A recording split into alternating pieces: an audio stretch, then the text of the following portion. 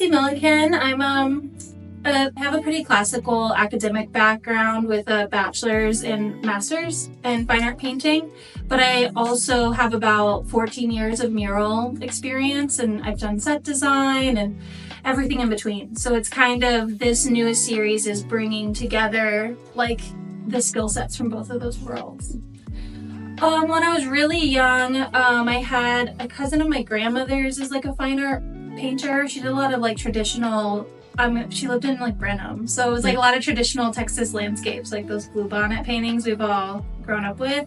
But it was really cool as like a little kid to see someone who was like doing that for a living. My parents were really supportive of us as children going to like art events quite a bit. We went to a lot of museums and sculpture gardens, and so we kind of were always surrounded with it. I come from a family of a lot of scientists, so I was going more the pre-med. I was a biology student at Texas State and really close to getting my bachelor's in that. I was a double major, but I spent like the summer between like my junior and senior year just taking studio art courses to really see if that was something I could do. And I loved it. I kind of fell in love with it. And then I kind of made up my mind that's what I wanted to do. So why would I finish, even though I was like 2 classes shy of like the other, because I didn't want anything else to get in my way. It's been a really like tough road. Like I would definitely tell people that if you make that choice to do it like your eyes wide open, always being intellectually curious. I think as long as you have that, you know, whatever direction that takes you is pretty incredible. Mm-hmm. But you know, it's not been smooth. I do a lot of prep before I start. So, and there's a lot of intention behind like the design choices, but a lot of what I've been doing with this one has been working about evoking a specific mood or feeling, and then trying to make sure I'm assessing it throughout the process that it will like achieve that. My process has changed a lot over the years, but in more recent years, my digital skills have gotten a lot stronger, so I'm able to mock things up a little bit faster. So I'll use a variety of like, whether it's Photoshop or Procreate, Illustrator, InDesign, and then I can like play around. Imagery-wise, I work a lot from photography for my figures. So like, for example, the one behind me, I collaborated with a past roommate of mine. He's a breakdancer, and he really bad back injury. It's really terrible. He really hurt his back, and so he kind of went more into like becoming a photographer at these events.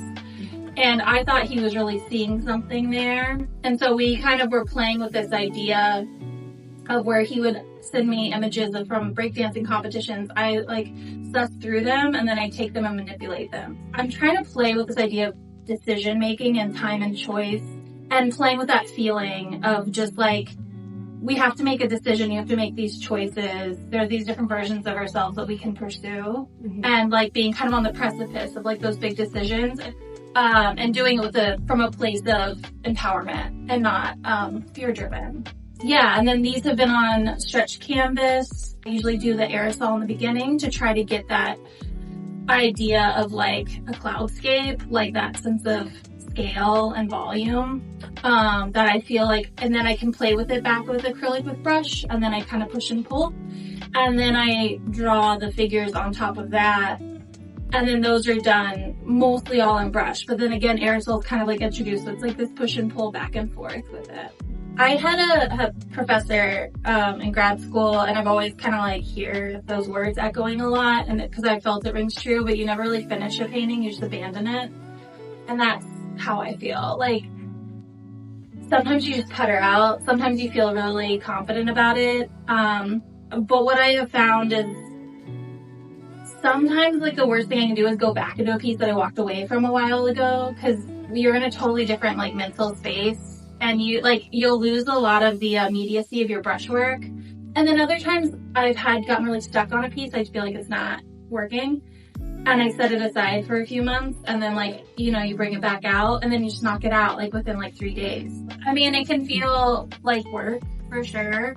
It's not all, you know, fun, but it's also essential. Like, it's like kind of, I've made this commitment, you know, to kind of a life commitment to the craft.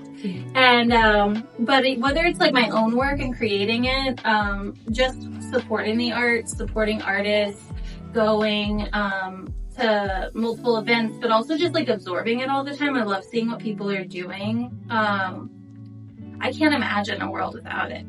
It's a hard thing to argue quite a bit because people don't really get it. It's a very like, feels dated, I think, to a lot of people, probably, and I think they're wrong, but I don't really feel like arguing it.